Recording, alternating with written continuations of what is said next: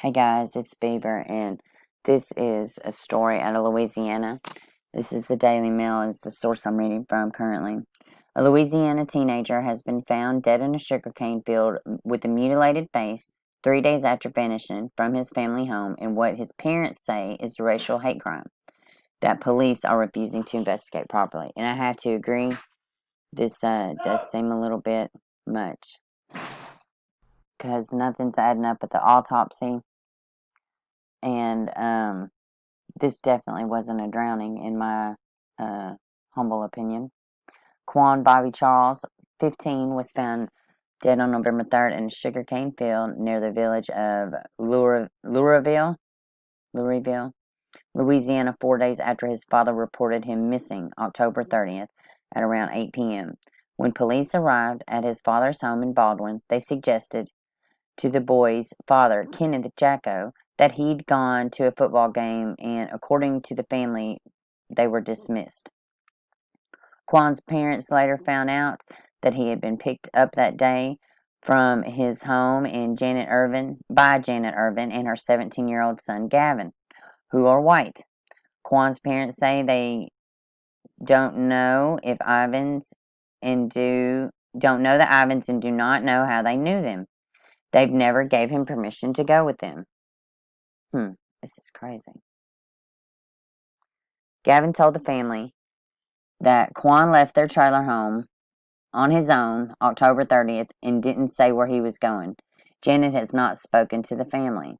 On November 3rd, Quan's body was found in a field 15 miles from his home. His face had multiple lacerations on it, and his lips had been partially ripped off. Oh my God. Wow. Okay. Wow. Alright, so this is where Quan's body was found. Let me I'm trying to get the screen to scroll up a little bit. It's frozen.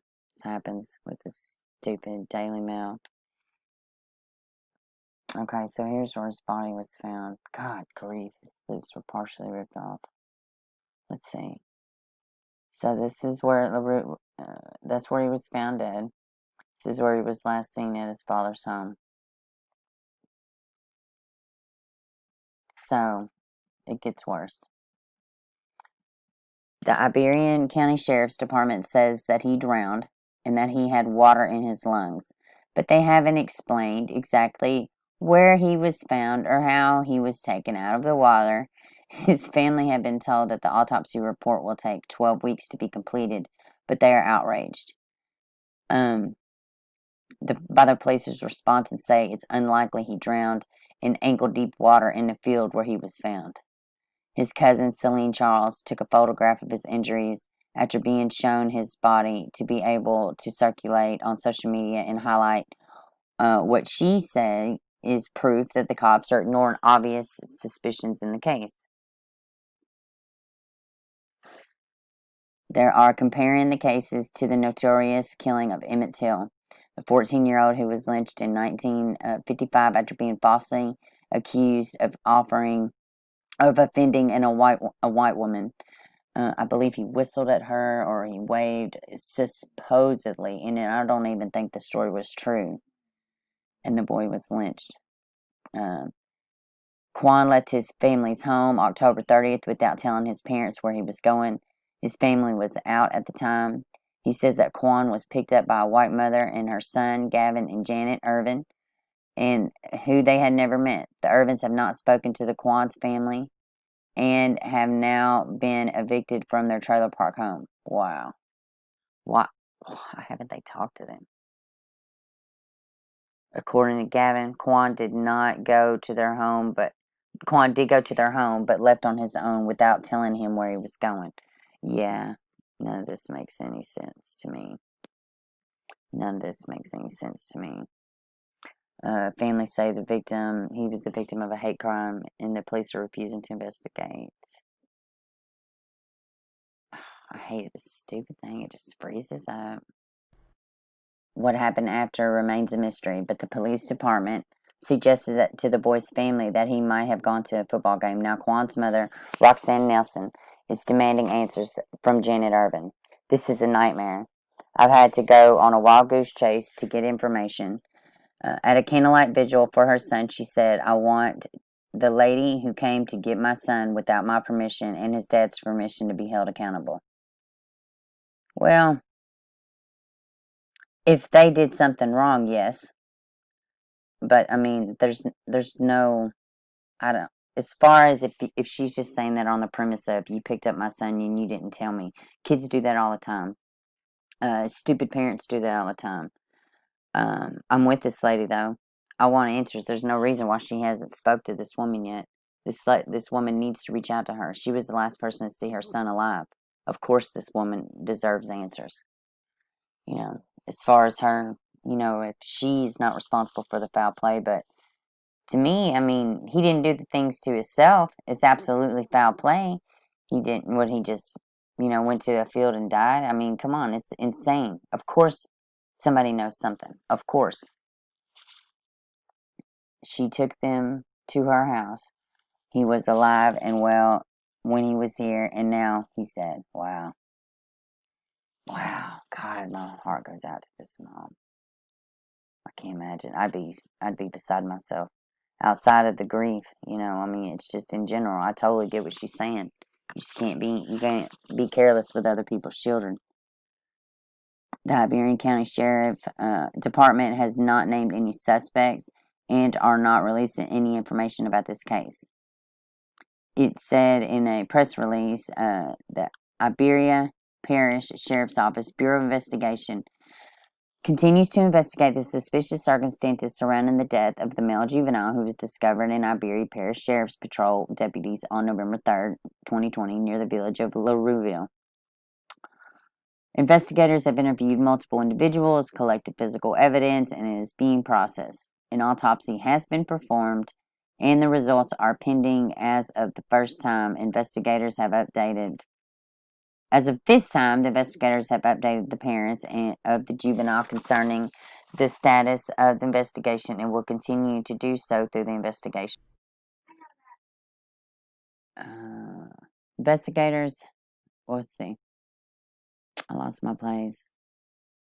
Continues to investigate the suspicious circumstances surrounding the death of the male juvenile who was discovered on November 3rd. I just read that. Investigators have interviewed multiple individuals, collected evidence, which is being processed. I read that too. Anyone with any information concerning this death is urged to contact Detective Jared Spurlock of the Iberian Parish Sheriff's Office Bureau of Investigation 337-369-3711. Now, the NAACP said in its release that the boy looked like it was a hate crime. And I agree.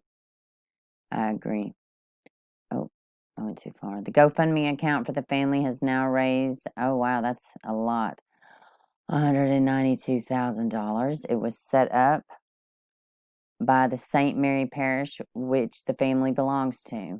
They said they are refusing to accept the story that is being told by Sheriff's Department. So let's go hop over here and look at something.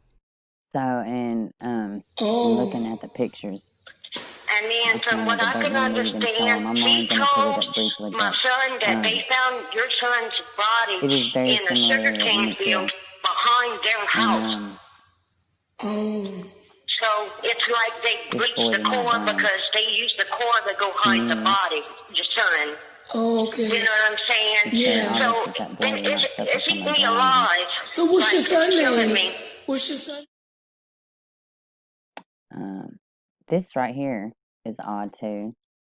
It says a recording of the 15-year-old Quawan Charles mother talking to another parent about Janet Irvin, the woman who took Quan away without her permission. She says Janet Irvin, the stepdad, and the son were high on mushrooms, and the car smelled like bleach. That's crazy. I mean,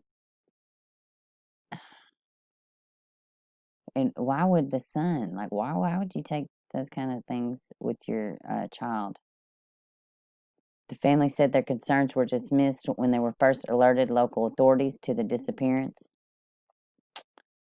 There was also no Amber Alert issue on Charles's behalf, so the family began their own investigation in hopes of finding him alive and well. Those hopes were dashed Monday, November 2nd, when the team was found, which the other report I just read said November 3rd, so I'm not exactly sure which is correct. I think November 3rd is correct, though. They still have no answers, but we're going to get them. Attorney Ron Hadley told KATC that they were told he was probably at a football game, probably here, probably there, anywhere else, and don't know those delays could have contributed to his death. Man. In addition to Haley, the family has retained the attorney Dedrick Moore and Chase Tretchell, along with Stan Black, to help find out how Charles actually died. I agree.